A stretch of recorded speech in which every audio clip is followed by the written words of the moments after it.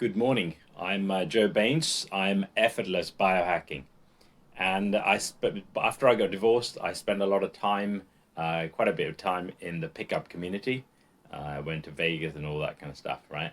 And I've found it extremely useful. And then I discovered Tantra yoga, and I think personally, for me, Tantra yoga is several levels above pickup, but I needed to go through the pickup path first before I got to Tantra. And in the pickup community, we talk about shit tests a lot. You know, where the woman tests you to see if you're worthy, if you're worth sleeping with, if you're worth having sex with. But in Tantra, they have a completely different take on shit tests. I mean, so what I'm going to attempt, it took me years to get my head around this, by the way.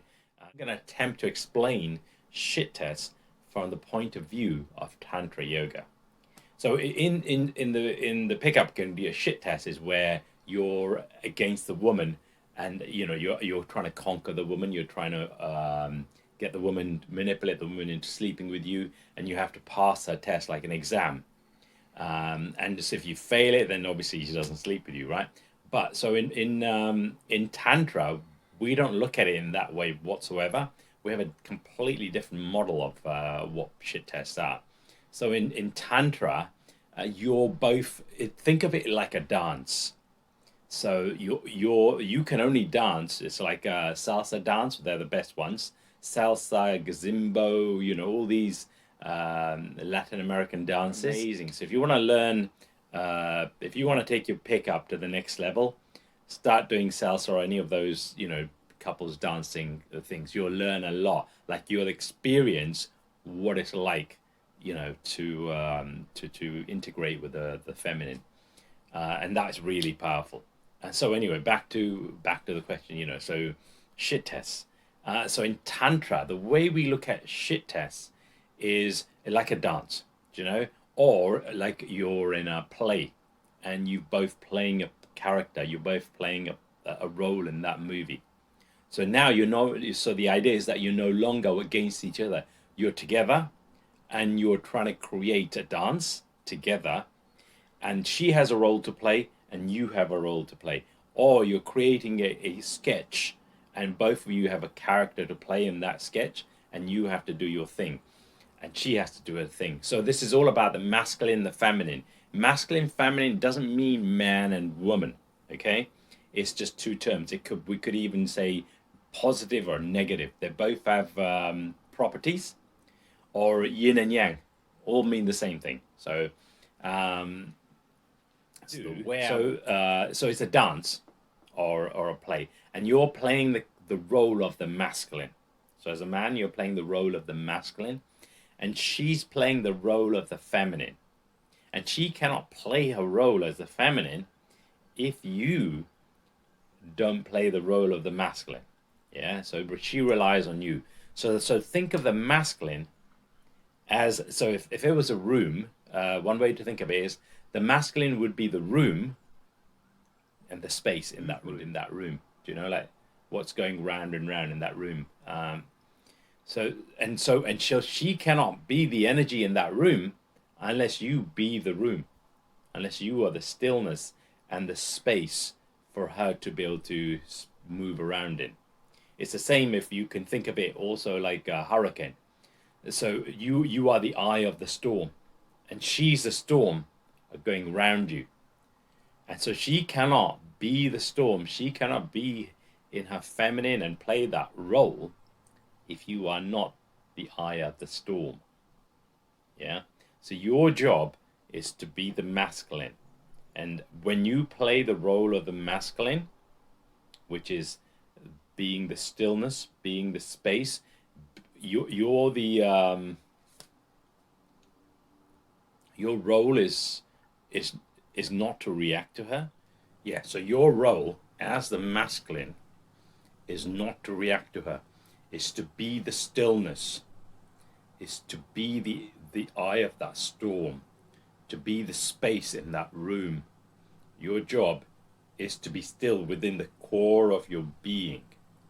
I don't mean, physically, like you can still move around, you can still talk, but within yourself, within the core of your being, you become still.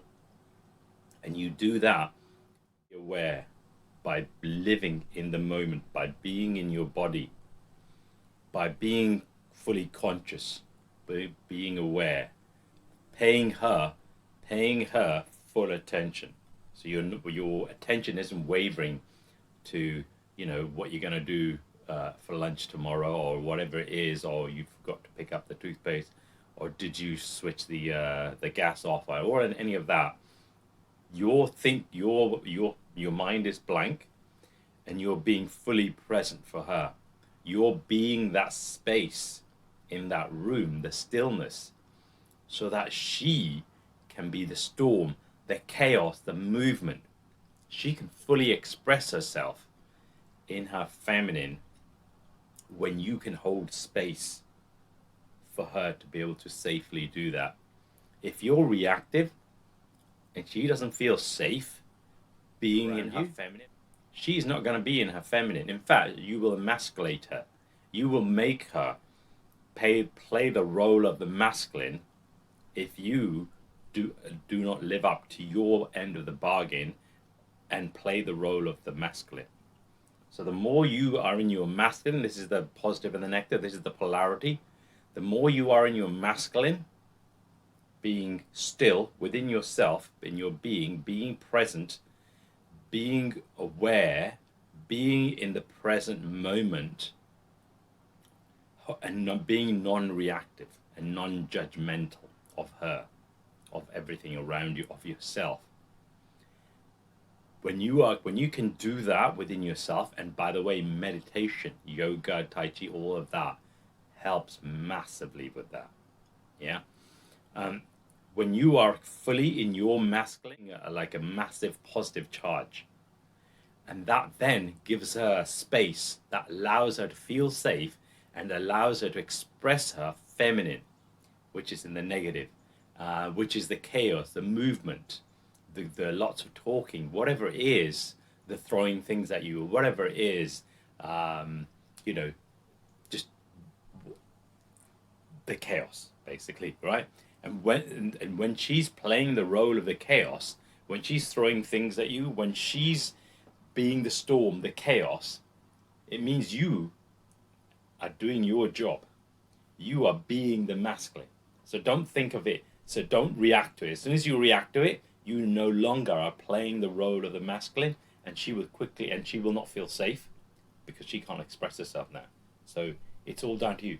So just be aware of that. And that's basically, let me know. So I've been studying Tantra 4 years at least.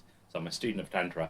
Also, I'm a student of Eastern philosophies like Kashmir shaivism, and that talks about karma, yoga, you know, like duality, non-duality, all that kind of stuff. This stuff, by the way, this stuff is like, you know, pickup is what kids learn in the playground. When you're ready to play in the real world, this is where Eastern philosophies like Kashmir shaivism, this is where Tantra yoga and Tai Chi, all of those come into play. This is what adults do. All right. I'm not belittling pickup. Pickup was very powerful for me. I learned a lot. Like I knew nothing. But you know, to grow to the next level, you need to change how you view the models of reality, all that kind of stuff. By the way, the book Models by Mark Manson, an unbelievable book. Like the world made sense when I read that book. So yeah, and then you know you have to keep growing. So yeah, so you let me know. This took about 4 different takes, by the way, to record. It just took ages, and because I understand these things, right, within my being, but to explain them, you know, I had to go to another level, and I was fumbling and everything. So let me know what you think. I'd love to know. Even do a video back, what you think, what you got from it, what's confusing about it, because I'd like to be able to explain these things like really well, and so it'll help me massively in my growth, and it'll help you massively in your growth as well, to be able to get these concepts, to get these models of reality into you. All right, thank you very much, and enjoy. All right, I'll do some more videos as well.